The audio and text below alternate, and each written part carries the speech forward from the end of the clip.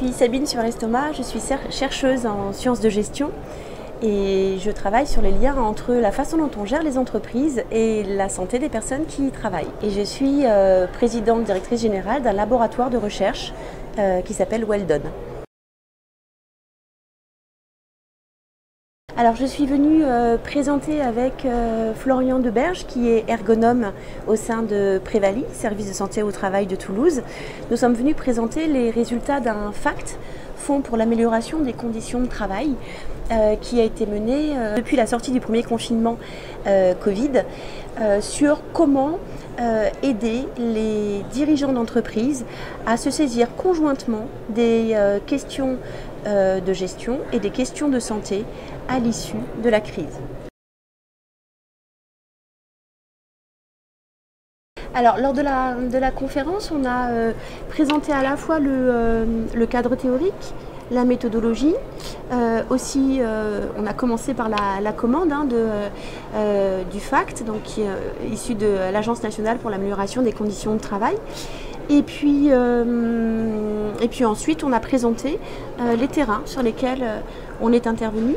Alors là, l'idée, c'est d'accompagner les équipes pluridisciplinaires du service de santé au travail à aller jusqu'aux questions de stratégie avec les dirigeants d'entreprise pour montrer aux dirigeants d'entreprise que c'est dès la définition de la stratégie et sur comment on définit la stratégie de l'entreprise que vont se jouer les questions de santé au travail.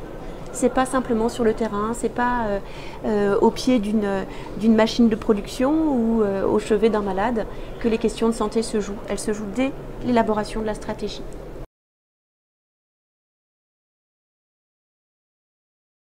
Alors on les a présentés aux dirigeants, on les a présentés à l'ensemble des équipes des trois structures qui étaient nos terrains.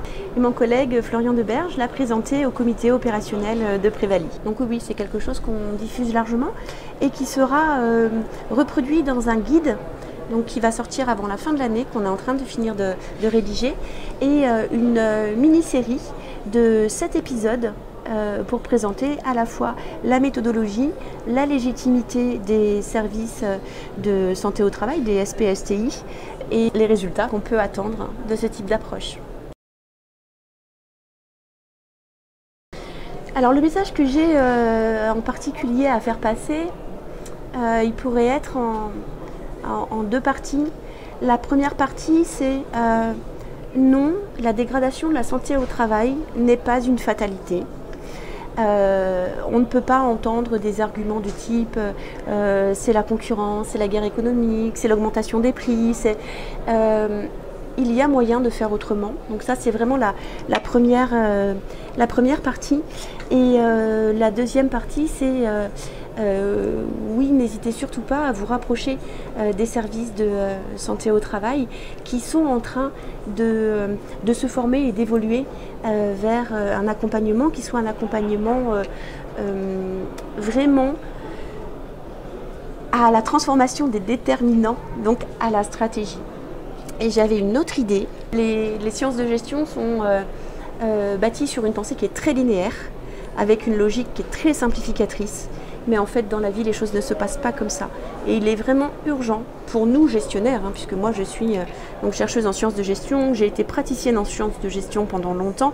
Donc, il est urgent pour nous, gestionnaires, de remettre de la vie dans la façon dont nous pensons l'entreprise, dont nous pensons le travail et dont nous pensons tous nos outils de contrôle. Arrêtons de contrôler, faisons confiance et laissons de la place pour l'intelligence collective.